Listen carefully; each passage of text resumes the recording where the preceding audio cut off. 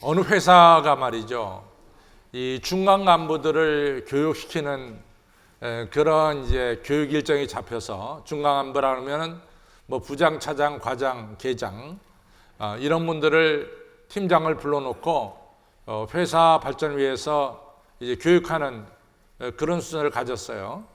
근데 이제 사장님이 이 중간 간부들을 교육시키기 위해서 이제 강사를 갖다가 섭외해야 되겠는데, 사실은 이제 강사를 개인적으로 섭외할 수도 있지만은, 제가 전범교회에 있을 때 이 경로대학을 했는데, 경로대학 강사 이같이 모시는 게 쉽지 않은 일이에요. 그래가지고 어떻게 하면 강사님들을 쉽게 모실 수 있을까 이렇게 좀 찾아봤는데, 마침 서울특별시가 이 경로대학 강사 이 명단을 한 수백 명 가지고 있습니다.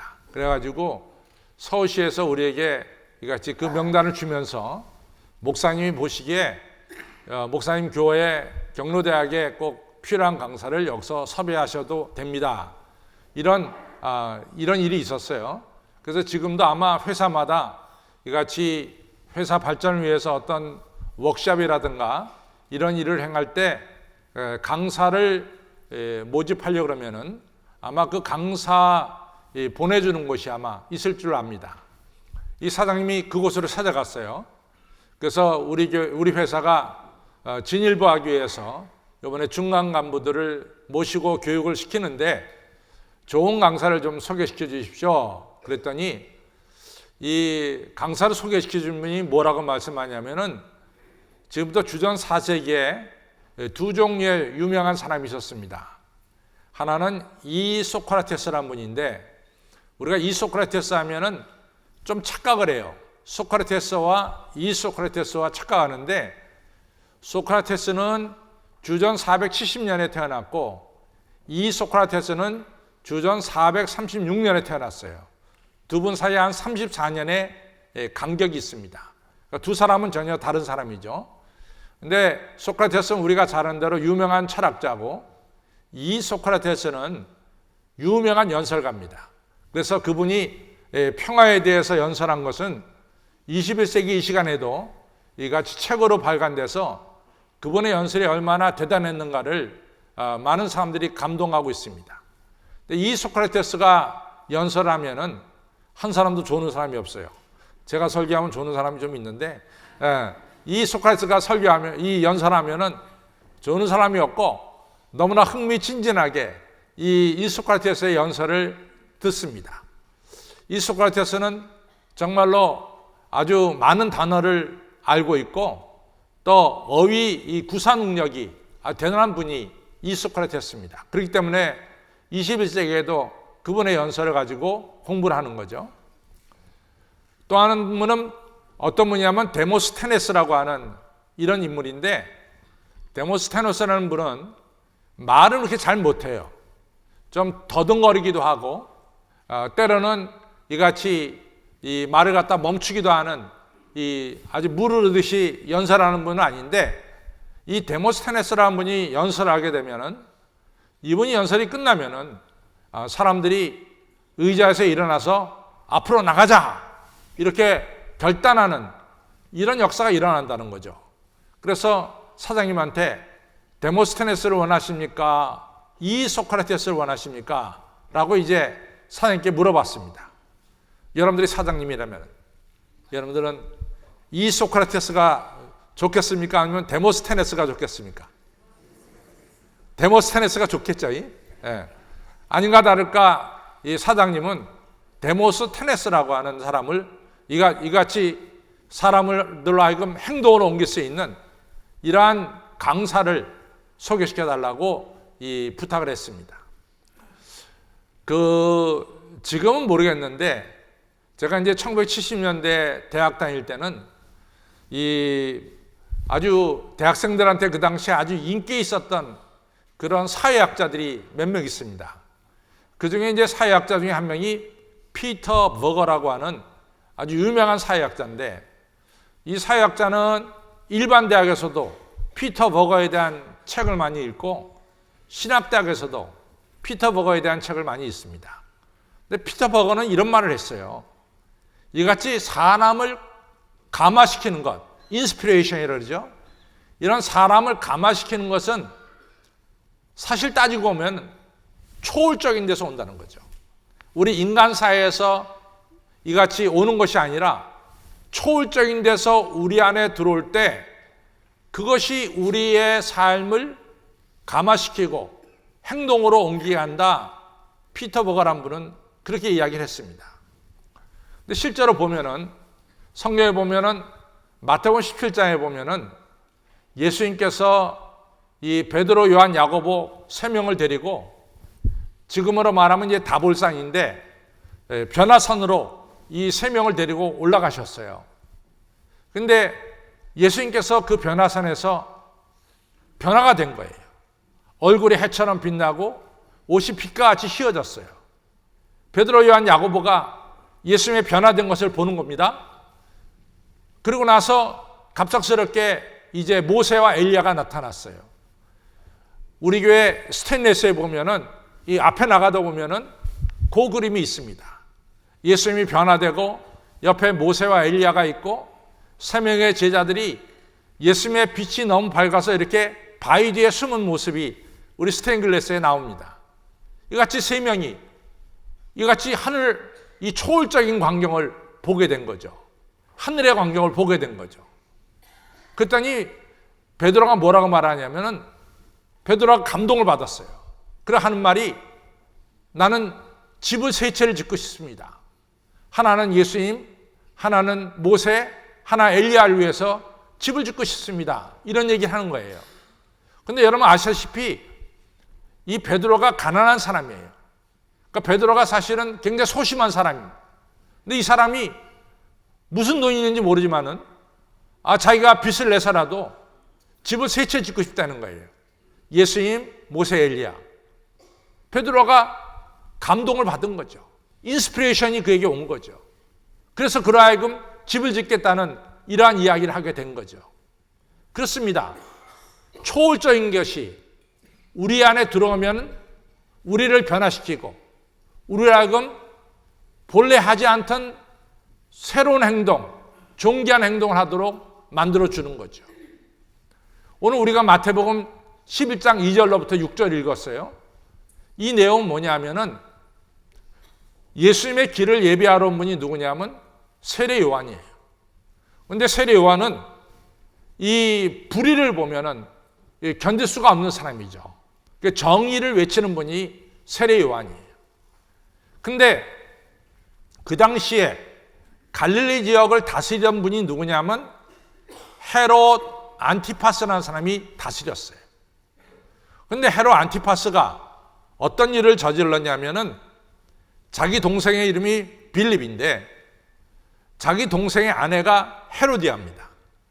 그런데 형이란 이 헤롯 안티파스가 자기 제수씨, 동생의 아내 헤로디아를 자기 부인으로 삼았어요. 동생의 아내를 데려간 거죠. 그리고 자기 본래 아내를 내어 쫓았어요. 그러니까 이 사람이 원체 헤롯이 왕이니까 권력이 있으니까 다른 사람들은 헤롯이 한 행동이 잘못된 것인 걸 다 알면서도 누구도 헤롯에 대해서 당신의 행동이 잘못됐다 이렇게 말하는 사람이 없었어요. 그런데 세례 요한이라는 사람은 불의를 보면 못 보는 거죠. 세례 요한이 이 헤롯 안티파스한테 얘기했습니다. 당신은 잘못된 거다. 당신이 법을 어겼다. 어떻게 동생의 아내를 가로채느냐? 그것은 성경에 어긋난 일이다. 이걸 갖다가 헤롯 안티파스에게 세례 요한이 얘기를 했어요. 그래서 헤롯이 그 얘기를 듣고 가만히 있을 수 있어야죠. 그냥 세례 요한을 마케르스라고 하는 감옥에다가 이같이 집어넣어 버렸습니다. 그러니까 세례 요한이 감옥 생활을 하게 된 거죠. 그걸 오랜 시간이 좀 흘렀어요.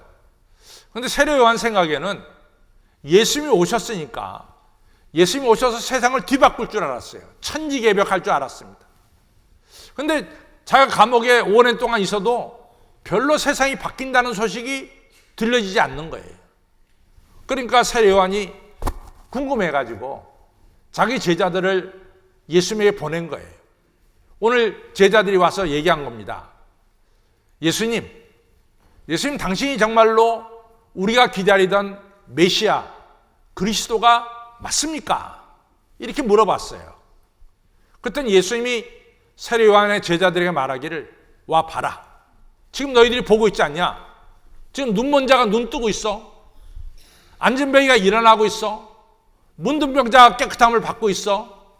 죽은 자가 살아나고 있어. 그리고 소망이 없던 가난한 자들에게 지금 복음이 전파되고 있지 않냐 말이야. 네가 본 것을 그대로 너네 선생님 세례 요한에게 가서 전해라. 이 얘기는 다른 말로 말하면 뭐냐? 예수 그리스도가 계신 곳에서 변화의 역사, 감화 감동의 역사가 일어나고 있다. 이 사실을 말씀하고 있습니다.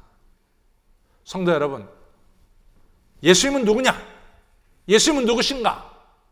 예수님은 우리를 변화시키는 분이 예수님이십니다.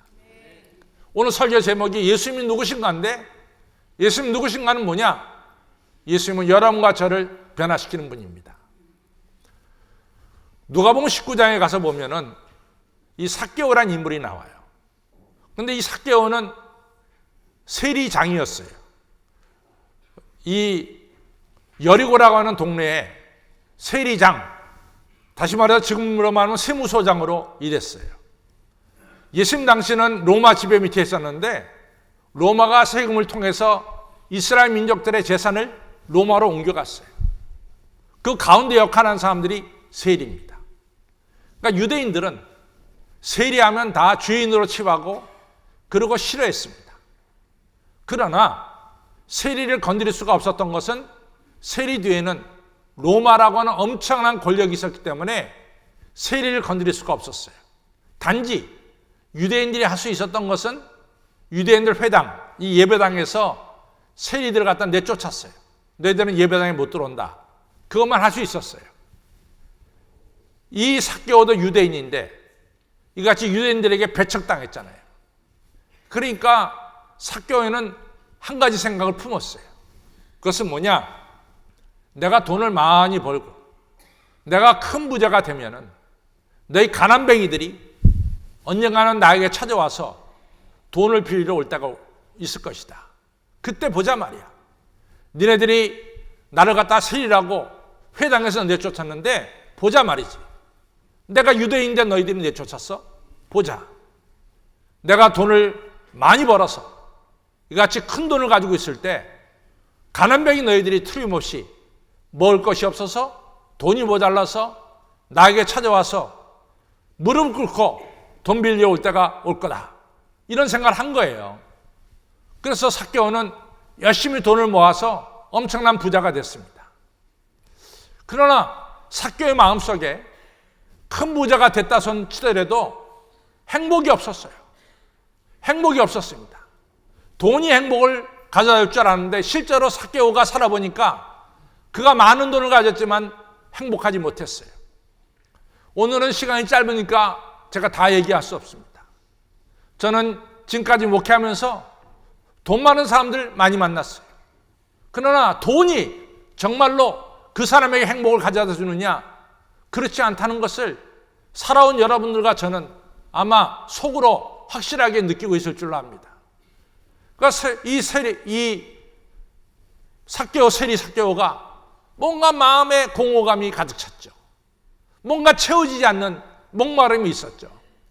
그런데 예수님이란 분이, 이 대단한 분이 여리고로 온다는 거예요.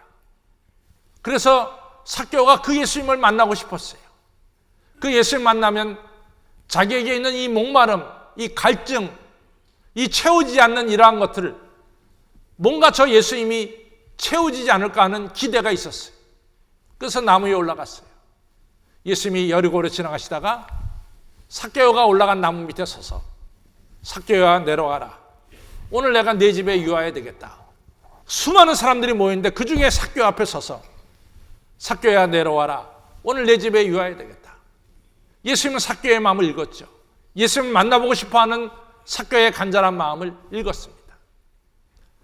그날 예수님이 삭개오 집에 신방했을 때 삭개오는 너무 기뻤어요. 초월적인 예수님이 자기 집에 들어오니까 삭개오가 그 마음이 어두웠던 마음은 다 사라지고 목말랐던 그의 마음속에 생수가 쏟아지기 시작했어요. 삭개오가 말합니다. 주님, 내 재산의 절반을 가난한 자들에게 주겠습니다. 내가 누구에게 토색한 것이 있고 도둑질한 것이 있으면 4배를 갚겠습니다. 돈밖에 모르는 삭개오가 돈을 포기하고, 그리고 마음이 어두웠던 삭개오의 마음속에 그리스도의 밝은 빛으로 채워지는 변화 역사가 일어났어요. 예수님 말씀합니다. 삭개오야, 너희 집에 구원이 임했다. 너희 동족 유대 사람들은 너를 회당에서 내쫓았을지 모르지만 내가 분명히 말하지만 너는 아브라함의 후손이다. 놀라운 축복의 말씀을 주셨어요. 누가 삭개오를 변화시켰습니까? 예수님이 변화시킨 거예요. 요한복음 4장에 보면은 5번 남편한테 버림받았어요. 5번. 6번째 지금 남자하고 살고 있어요.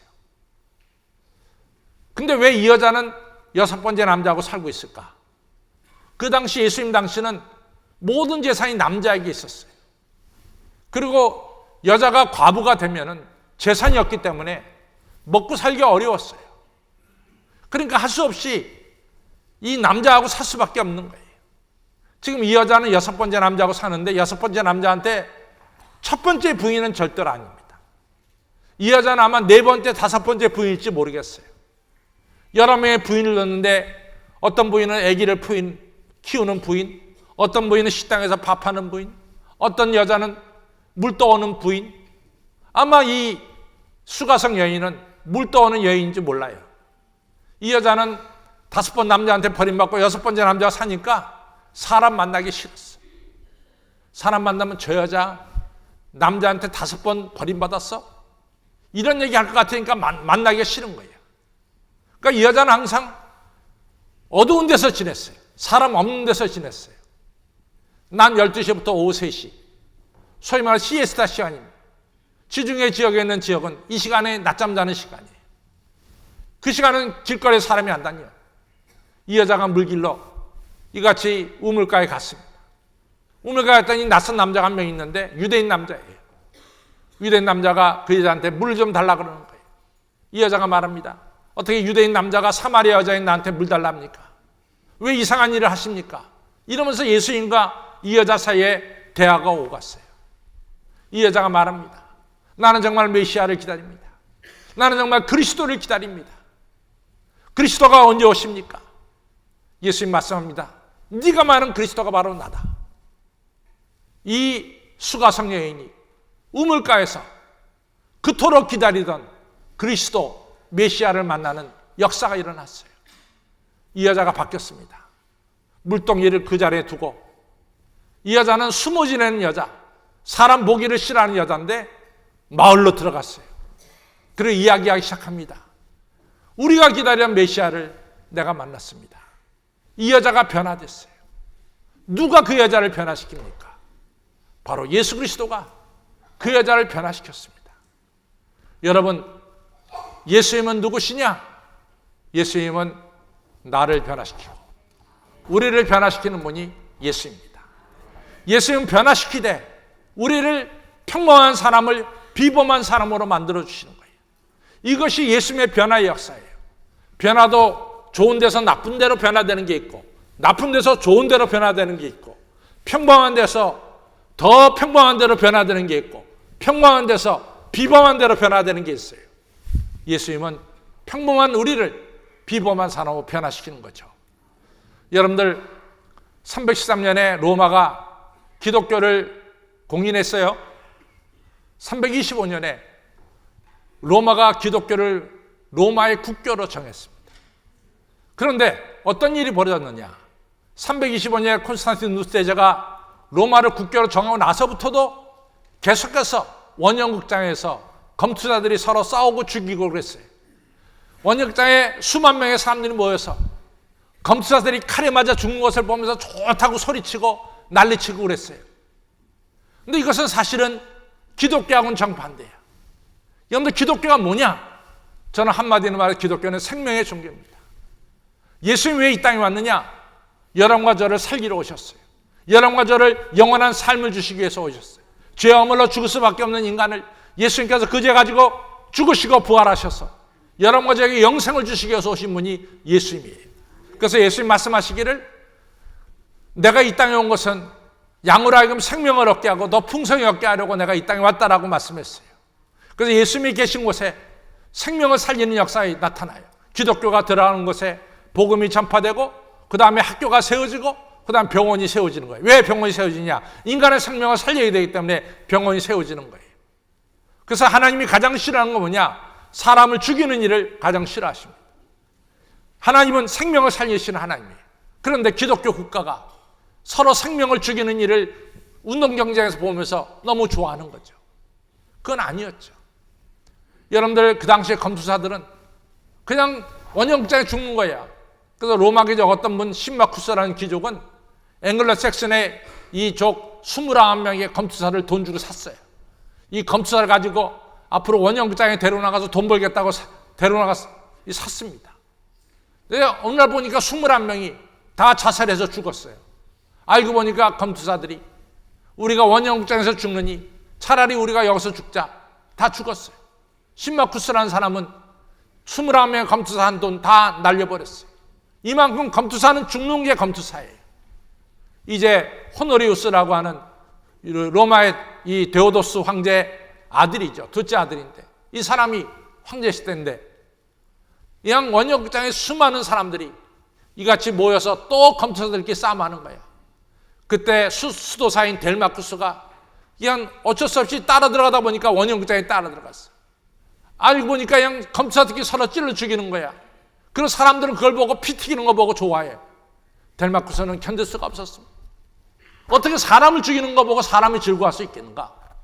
델마쿠스는 원형장 안으로 뛰어내려갔습니다. 그래서 검투사들끼리 싸움을 말렸어요. 그것을 즐기던 군중들이 야 너 빠져라. 안 빠지니까 군중들 몇 명이 내려가서 이 델마쿠스 수사를 발로 밟아 죽였어요. 델마쿠스 온몸에 피가 터지고 발로 밟혀서 죽었습니다. 델마쿠스는 어떤 무기도 없었어. 이같이 수도사가 자기들의 발에 밟혀 죽은 것을 보고 숙연해지기 시작했어요. 숙연해지기 시작했어요. 사람들이 그것을 보고 하나둘씩 고개를 숙이기 시작했어요. 바로 그때부터 로마는 검투사, 원형장에서 검투사끼리 서로 찔러 죽이는 그 일이 끝났어요. 델마쿠스, 우리보다 좀 빨리 죽었어요. 7, 80 살지 못하고 45에 죽었어요. 그러나 그의 이름은 2018년 오늘 11월 11일에도 델마쿠스 수도사는 영원히 남아있는 거예요. 그 사람은 보통 사람이 아니야. 그 사람은 비범한 사람이 됐어. 왜? 누구로 말미암아? 예수 그리스도로 말미암아. 80세는 모세, 늙은 모세가 아니야. 보통 사람이 아니야. 우리 하나님은 모세를 민족 해방자인 비범한 사람으로 만들었어. 사울이라고 하는 사람 바리새파 보통 사람이었어. 예수 그리스도가 그를 만나고 나서 그는 보통 사람이 아니야. 이방 사람들을 주님께로 이끄는 대단한 사람 사도 바울이 됐습니다. 베드로 갈릴리 호수에서 물고기 잡는 보통 사람이었어요. 예수님 만나고 나서 베드로는 비범한 사람 예수님의 수제자가 됐습니다. 사랑하는 성도 여러분, 예수님은 여러분과 저를 변화시키되 비범한 사람으로 변화시키는 이러한 분임을 꼭 믿으시기를 바랍니다. 예수님은 우리 인류 역사에 손 안 미친 곳이 없었어요. 레오 3세라고 하는 이 717년에 로마 황제 레오 3세가 성상 파괴 운동을 시켰어. 뭐냐? 모든 성상은 이 우상이다. 그러니까 우상을 파괴시켰어요. 여러분들이 유럽 같은 데 가면 성상들이 모가지가 없는 성상들을 보게 됩니다. 그건 다 717년에 레오 3세라고 하는 로마 황제가 십계명 제2계명 나 위에 다른 우상을 섬기지 말고 우상을 만들지 말라는 이 계명에 따라서 성상을 파괴시킨 거예요. 사람들이 걱정했어요. 기독교가 지배하는 이제는 조각품이라든가 미술이라든가 음악이라든가 예술은 끝나는 게 아니냐. 여러분 끝났습니까? 미켈란젤로의 데비드상이 만들어졌죠. 미켈란젤로가 피에타상을 만들었죠. 여러분들 미술이 끝났습니까? 미술이 왜 끝났습니까? 렘브란트가 그린 수많은 그림들, 또 미켈란젤로가 그린 성시스테나의 성전, 얼마나 많은 그림들이 그려졌어요. 예수님으로 말미암아 언어가 탄생한 언어가 얼마나 많아요. 여러분들 독일어라는 언어는 아주 기초 수준의 언어였어요. 근데 마틴 루터가 신약을 번역하면서 독일어가 이같이 세계적인 언어가 됐어요. 여러분들 이탈리아 언어는 그냥 말하는 수준이었어요. 단테가 신곡을 쓰면서 이탈리아 언어가 체계가 잡혔어요. 여러분들 기독교가 이 세계 문명에 영향을 안 미친 것이 없습니다. 저는 우리 교회 자랑하면은 이 오르간이에요. 오르간 하면 세베스찬 바하가 생각나. 바하가 얼마나 아름다운 오르간 연주자며 작곡을 했습니까? 나는 바하 같은 이 대단한 음악가 보면은 바하는 작곡하다마다 그 뒤에다가 한 소절을 작곡하 나와서 JJ라고 썼어요. JJ가 뭐냐? 제수 주바, 예수님 나를 도와주세요. 언제나 예수님 의지하고 세베스찬 바하는 음악을 작곡하고 연주했어요. 음악을 다 끝내고 나서 SDG 그 썼어요. 끝에 항상 SDG 솔로 데우 글로리아 오직 하나님만이 영광을 받으십시오. 이분이 바로 이 바흐입니다. 여러분들 이처럼 우리 예수님은 우리 인류 문명 전체에 변화를 주셨고 인스피레이션을 주셨고 우리의 삶을 존귀하게 만들어 주셨어요. 오늘 여러분 이 예수님을 모시길 바랍니다.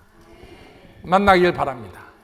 변화되시고 비범한 사람 되시고 하나님께 영광 돌리는 하나밖에 없는 이 인생을 사시기를 주님의 이름으로 축원합니다. 다 같이 일어나서 94장 찬송가 부르겠습니다.